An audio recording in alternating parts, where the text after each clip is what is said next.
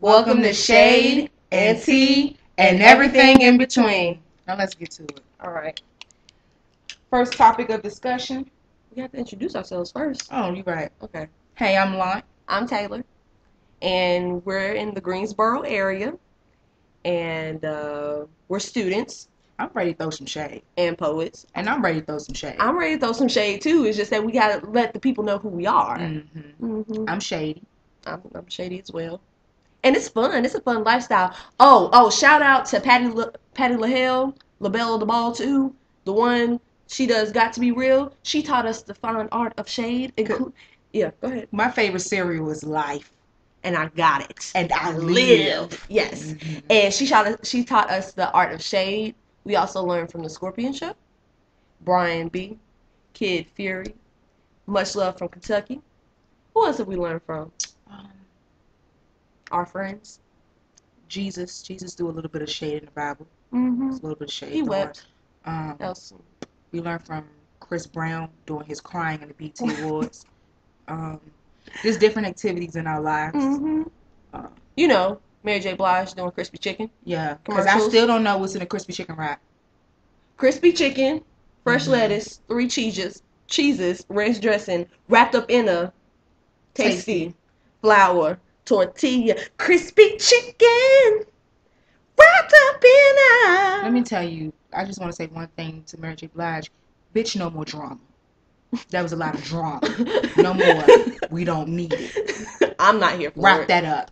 Because there was a lot of fun going on in that area. There was a lot of fun going on in Burger King that day. I didn't know Burger King had concerts. I barely knew they still sold food, bitch. And you turned it into a concert. Right, because Burger King's, they don't even have playgrounds no more. So how we going to have a concert? Moment of silence for Mary J. Blige's career. All right. No, that's it. Because that's Hallelujah. Hallelujah. Bitch, no more drama. No Broken more. heart, again, another lesson learned. Okay. Now, let's talk about that fight on World Star Hip Hop. Okay. Let's talk about that. First of all, I've had my share of Twitter beef. But it never led to, okay, we're shading. We're shading the classless. So when we shade, we put on our glasses. And when we clock and tea, you'll see these mugs come out. We'll have the same ones. And we wash them, but we will have the same ones. We actually need to put some tea in them. Yeah. Because we drunk the Kool-Aid out of them. Right. See, our tea got cold. Well, that's a whole other thing. Right. Like, make some coffee or tea something. Got cold. That's an analogy for life. A lot of these bitches' life. Their tea got cold. Real cold. I'm excited. Are you excited? I'm excited. Let's throw some shade. Throw some shade, okay? Now, let me tell you something about this female showing up to this other female's house. She's knocking on her door, bitch. She opened it. Knock, knock, who's there like shit and ass whooping like shit. She opens the door. What's all that stuff on Twitter? Oh, what you talking about? That was just me and my people. No. She came up and said, I'm about to fight you. Mm-hmm. And she was like, can we do this another day? So step 1, knocks on door. Step 2, I'm about to fight you. So this bitch looked through the peephole. Oh, saw this bitch in her window. That's the bitch I was talking about on Twitter, but she here to drink coffee with me like shit. This bitch want a Danish. I was talking shit on Twitter, but she came to knock on my door for a fucking Danish. Right. Now, step 3, I'm gonna open the door. Right. And I'm gonna stand real cute in my doorway.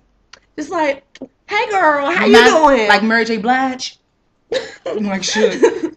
So she opens the door. What was step 4? Step 4, hey, I'm gonna fight you. Mm-hmm.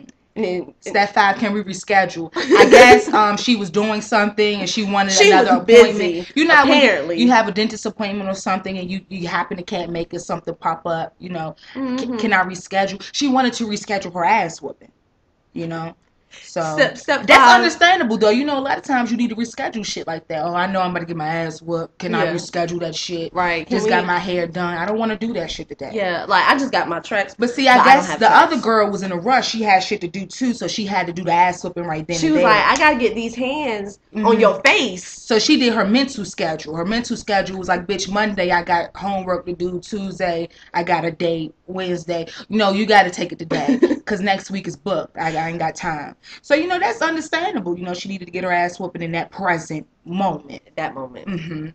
So we're on step 5. Step 5, she was like, so you was talking about me on Twitter, and the girl tried to explain herself, like, nah, it wasn't me, it was my people. What did you say? My people were talking about you on Twitter. But she was like, Bitch, I'm not hearing that. No.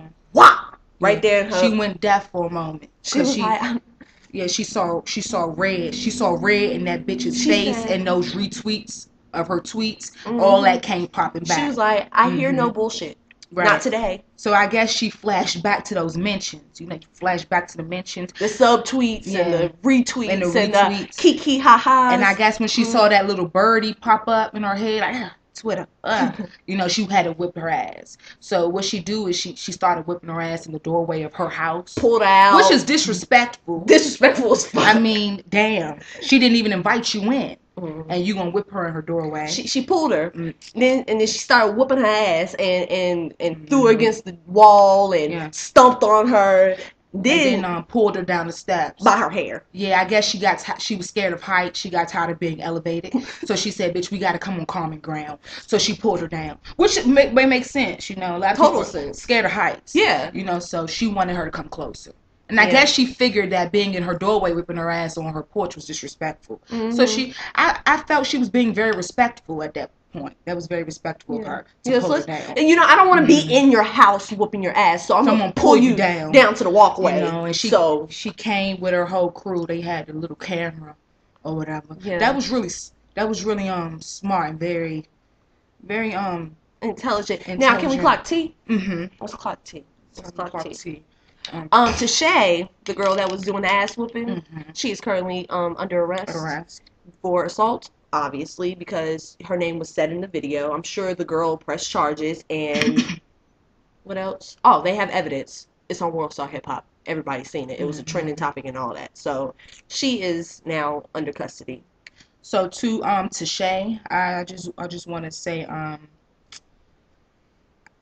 hope that you get everything you ever wanted in prison. I hope all your dreams come true. Yeah. It's a magical place. And I hope whipping her ass was worth it. Yeah, because ain't no tweeting from jail. I mean, you can fight in jail, but I doubt you're going to find a whole bunch of punk bitches in jail. Ain't no tweeting. So I hope you are interested in women because you probably will get a lot of attention. The only mentions you're going to get in jail are going to be on a little piece of toilet paper sliding under your cell. So shout out to Twitter beef. Next I think wait. Talk about Twitter beef because I think it's like really, it's sad. Like I've had my share of Twitter beef. Like I said, like I've had the whole "bet you won't at me though," and you know that's the biggest phrase of Twitter beef when you're subtweeting someone. Bet you won't at me. Bet you won't at me though. Can we let's be intelligent for a moment with Twitter beef. Subtweeting. If someone has a problem with you and they happen to subtweet you, I feel that you know that it's for you. So them adding you or mentioning you doesn't really matter. That's like if me and my homegirl Tay had an issue and she had on a wife beater on campus and we were arguing and I went home and I tweeted, that bitch in a wife beater better watch out. She goes home and she sees it. She knows that's for her. Right. Now, all of the rest of her 250 followers or my 250 followers don't need to know that. Personally, if you go on Twitter and you see someone you know subtweeting someone and you think it's about you, it probably is, and you should probably assume that it is about you. Because if it's related to you and a situation you're involved in, it's probably about you. Right. So I would safely assume that it's for you. And all the Twitter gangsters. Shout out to all the Twitter gangsters in the world. Yo, rep your set. Right. And watch that video. Tweet, bitch. Because tweet. That video wasn't nothing to play with. I kind of feel bad seriously, I feel bad for the young lady who had to endure that pain and suffering among her face. Because, I mean, I feel bad for her, too, because I'm like, she probably didn't expect it to lead up to that. I wanted to take her to an altar. Whatever altar was around her, I wanted to take her to it and just let's pray for you, baby. God, heal the sick and wounded, because that was something major. So shout out to the Twitter gangsters. Hope that taught you very well. Subtweeters. Shout out. Yeah. You want to talk about the crackhead, the cokehead? Oh yeah, let's talk about the cokehead with the red hair. Well, she don't have red hair no more. She got black hair. hair. But we like Rihanna. yeah, Um, she is she's just all on my Tumblr dashboard all day, every day. So I can't help but to keep up with her living you and her know, life. I mean, Rihanna is no Beyonce, of course. No. I'm a Beyonce stan, Bumblebee all day. Let's go. But what can I say about Rihanna? She is trashy and raunchy and doesn't care if the world sees her vagina, and it's cool, man, because that's who she is. But and she's very relatable because of that. You know, she reminds me of one off. of my neighborhood, the girls in my neighborhood. So I can relate to her. I can't. I can relate to her because like Beyonce is very angelic and very supreme. I can't And relate classy. to her and classy. But when I see someone like Rihanna, I'm like, ah, shit, she lives around the corner from me. I can relate. You know, so she that girl I went to high school with. Yeah, shout out to her for that. Just now, rolling fat blunts by herself. I can't roll. Yeah. But she could roll one right there. Just she didn't even have to sit down at a table and do it. She stood up at the back of the concert. Let me roll this up real quick. So and to Rihanna, she was pretty much like, fuck the police. I'm gonna get high. I mean, but see, you know what I was about to say? I was about to say, you know, what great legendary artist doesn't really do drugs, but Beyonce don't do drugs. She may get her little her drink on a little cigar. bit. Her cigar. She smoked those. She get a drink on a little bit, but she don't have to, you know, get high to be great. You know, like, you know, you have the great ones like, you know, Michael Jackson, he was addicted to prescription drugs. Whitney Houston, addicted to every drug. Rest in peace. And that was shade. I didn't mean to throw shade at Whitney Houston. That was accidental. That really was accidental shade. But anyway, like, you know, the greats are sometimes the greats are the ones that are on the heaviest drugs. But Rihanna, you're okay. You're cool. You know, your songs are catchy. Rihanna's pretty.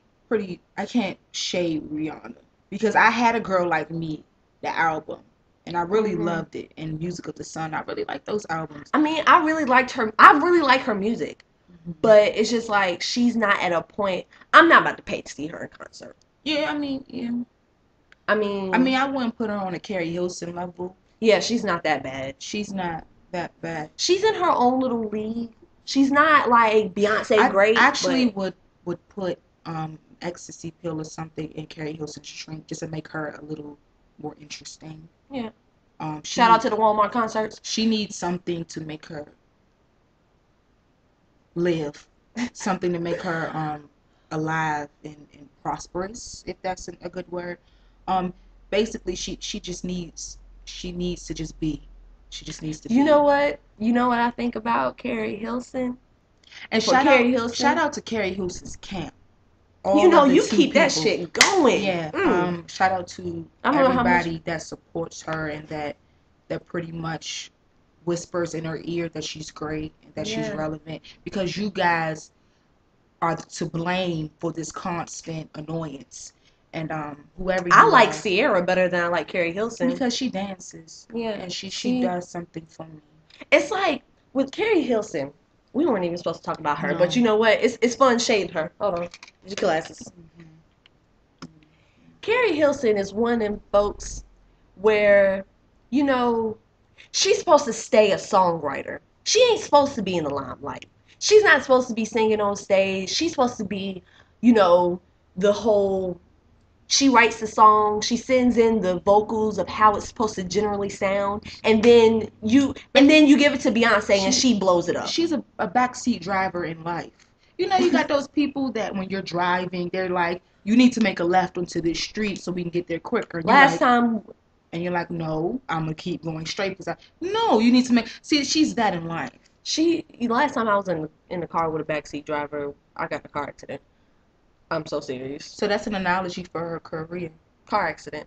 Just let Beyonce drive you and guide you through life. Yo, this is Launt. It's Tay. This is Shade and T. I hope you guys enjoyed us. We're poets and we're writers and we have fun with those shade. Yeah. And we just wanted to bring that to you guys. We're not on the stage getting 30s. We throw shade.